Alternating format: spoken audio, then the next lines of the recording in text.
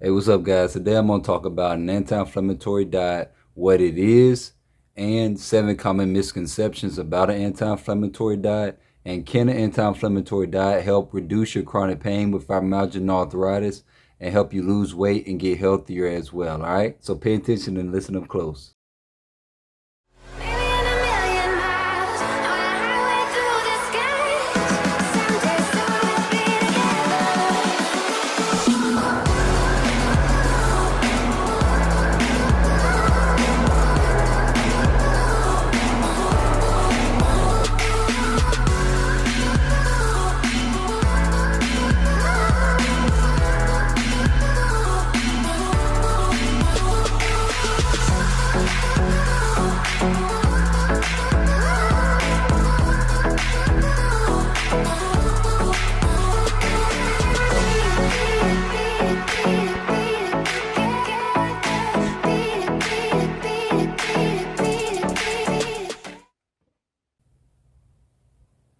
All right, what's up, guys? So, like I said, today I'm going to talk about an anti-inflammatory diet, what it is, 7 common misconceptions about an anti-inflammatory diet, and can an anti-inflammatory diet help you really reduce your chronic pain, get you healthier, and lose weight with fibromyalgia and arthritis. All right.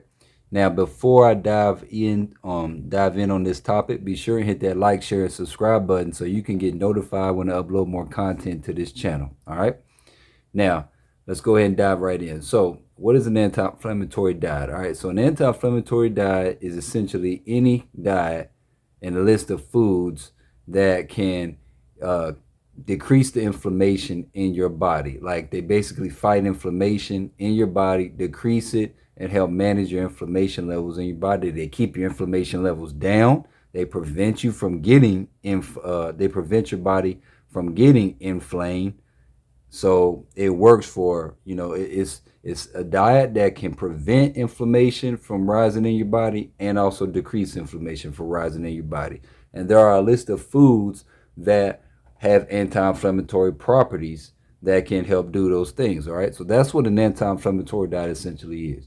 Now, here's 7 common misconceptions that, a lot over the years people have came to me and they asked me, over the years about these, about 7 things. It's very popular. It's a lot of questions that I get, and it's a lot of the same questions. So what I found over the years is there's 7 common misconceptions about an anti-inflammatory diet. So number one, how many different types of how many different types of anti-inflammatory diets are there?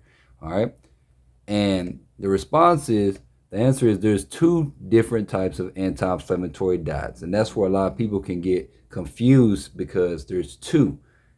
And you have the two anti-inflammatory diets that you have are usually Mediterranean and pescatarian type diets, and they're vegan and plant-based type diets. Okay, both of those diets fall under anti-inflammatory diet category. All right, because they both contribute to decreasing your inflammation and preventing inflammation from raising in your body. All right. Second, is it expensive to eat vegan, plant-based, or pescatarian foods? And my answer is not. To be honest with you, it's actually cheaper because the most expensive things out there that you're buying is like your meats, your chicken, your beef, pork and things like that. But when you're eating anti-inflammatory foods, you're actually buying more fresh fruits and vegetables, which are, and you're taking those ingredients of fruits and vegetables, and you're making dishes. You're taking individual fruits and vegetables, and you're putting them together, combine them together to make main dishes, right? So when you're buying fresh fruits and vegetables, usually those are cheaper than buying a lot of your meat in bulk, because that's where the foods and groceries can get expensive. So you actually come out cheaper especially eating plant-based and vegan foods. That would be the cheapest. The second would be the pescatarian and the Mediterranean type diets, which are, basically your plants, your fruits, vegetables, and then adding some seafoods in there. That's a little bit more expensive because you're adding, a little meat in there. But, essentially they're not they're actually very cost affordable when it comes to buying those type of groceries and those type of foods. The third is, can you still get enough protein, omegas and vitamins and minerals from your foods without consuming dairy, chicken, turkey, beef, or pork?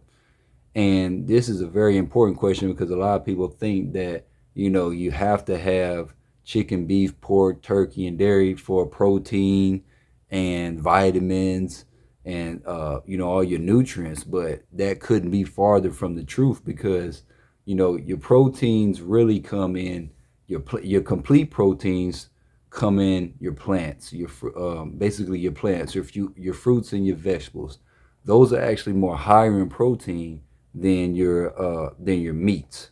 So that's number one. And especially when it comes to complete proteins, because when you're digesting protein from your meats, like your chicken, beef, pork, and dairy, that animal has already digested and used that protein. So basically, you're getting recycled protein that's not as effective as getting the inactive protein that's in the plant form, right?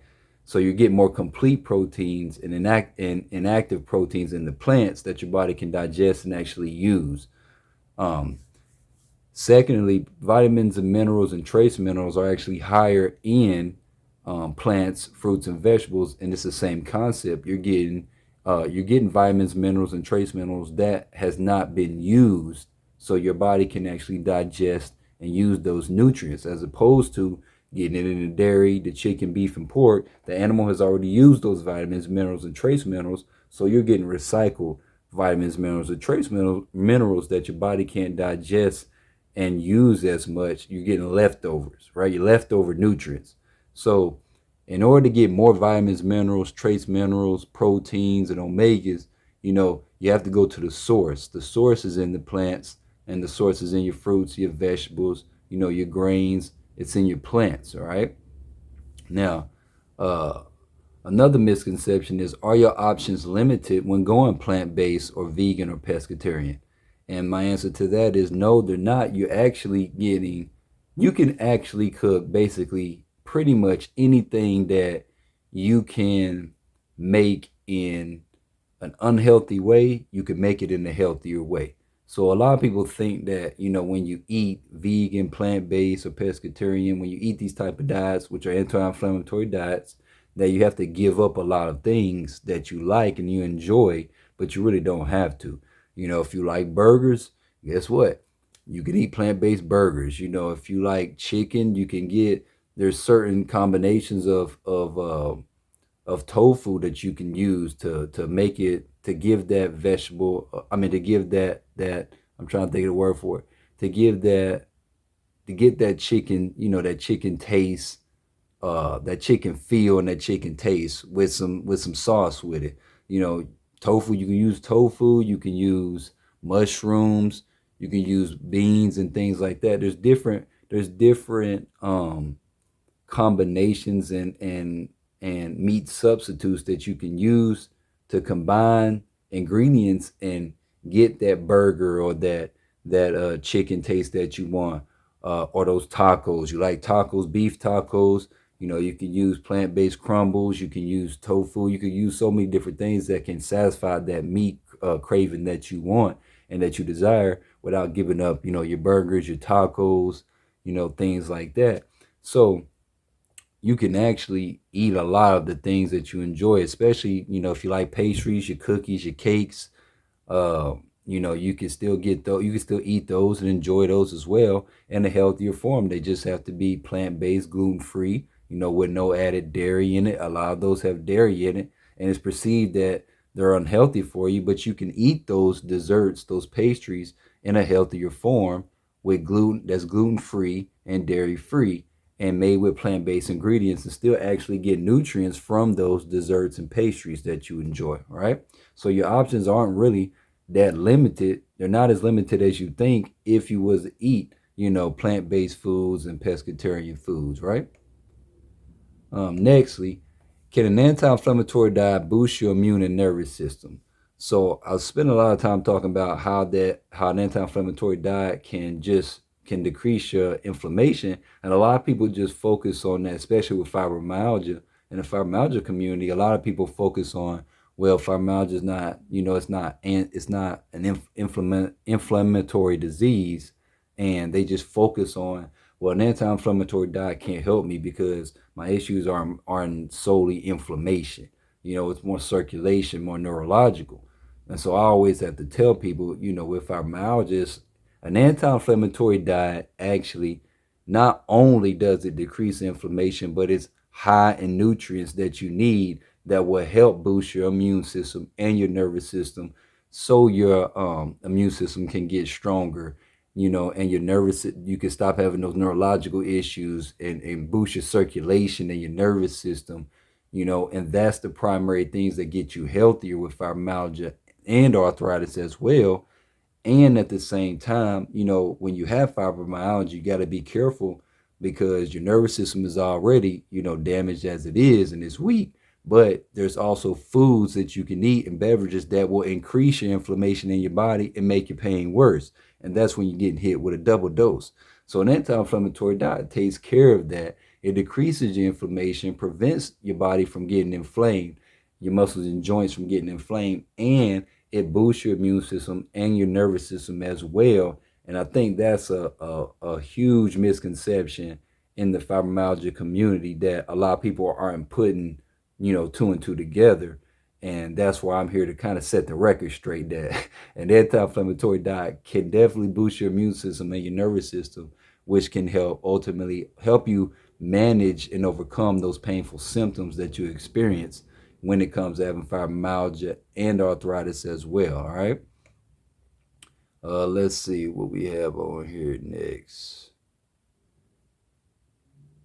And lastly, uh, can you still? Oh, I know this is another good one I get asked a lot. Can you still eat an anti-inflammatory diet if you have food allergies? And there's different type of food allergies. You can have seafood allergies to shellfish. You can have seafood allergies altogether to a variety of seafoods. You can have food allergies when it comes to certain grains, and certain veggies, vegetables, and things like that. And my answer is, guys, you can still eat an anti-inflammatory diet regardless of what food allergies you have, because, like I told you from the beginning, it consists of a large amount of, it's two primary diets. It's vegan/plant-based, and pescatarian or Mediterranean, whatever, depending on where you live, is depending on what they call it. All right, but they're the same. It boils down to two different styles of diets. And in those two different styles of diets, there's such a wide variety of fruits, vegetables, grains, seafoods that you can eat. So ultimately, you just have to find you still have plenty of options that you can eat, even if you're allergic to shellfish or grains and things like that. You can still work around that and still eat a healthy anti-inflammatory diet that will help you boost your immune system, boost your nervous system, keep your inflammation levels down, and provide your body with plenty of healthy nutrients so you can get healthy. All right. And ultimately, the last thing that I'm going to address is, can an anti-inflammatory diet reduce your chronic pain with fibromyalgia and arthritis? And if you haven't caught on to the answer by now, the answer is yes, it definitely can, in those ways that I just listed below. But it's all about getting the right nutritional balance in your diet. And you have to know what you're doing. You have to get the right balance right across the board, and all your vitamins, minerals, trace minerals, antioxidants, and your proteins and omegas, right? Now, I did forget to say this. The main reason that an anti-inflammatory diet does decrease your inflammation is because of the antioxidants in it. All right, those antioxidants in an anti-inflammatory diet is high in antioxidants. That helps detox your body. That is the key thing that helps detox your body and decrease your inflammation levels. So I didn't address that at the front end. So I want to make sure you guys understand all the components that are in it. It's high in antioxidants, vitamins, minerals, trace minerals, omegas, proteins, all your nutrients that you need. So it's definitely good for detoxing and inflammation, keeping your inflammation levels down, boosting your circulation, proteins and omegas to help you with your muscular strength, to increase your muscle strength, reduce the pain in your muscles, the pain in your joints as well. An anti-inflammatory diet can ultimately just help you have a better quality of life with fibromyalgia and arthritis. So I want to make sure that you guys really understand that aspect. It can definitely help relieve your chronic pain as long and you can manage it and keep it down for a long period of time as long as you get you get your diet right, you get the nutritional balance right in your diet. All right, that's the main thing. Everything else comes. You want to stretch. It will allow you to stretch more, exercise more, and be more active. And help manage those fibromyalgia and arthritis symptoms so you can have a better quality of life. All right. Now, it also can help you lose weight as well, because a lot of those foods that are listed, in the anti-inflammatory diet, they're low in calorie. They're not high in calories, you know. So if you want to lose weight, it's a great diet to help you lose weight as well. And ultimately, it's a great diet to help you just get healthier and feel better all around and increase your quality of life, which is ultimately, what you guys want, right? So hopefully I broke that down for you where it made sense. Comment below if you got any questions. Hopefully I addressed everything where it made sense to you. All right. If you got any questions, comment below. I'll be sure to respond to the ones that I see. And like I said, hit that like, share, subscribe button so you can get notified when I upload more content to the channel. And I'll talk to you guys later. Have a great day.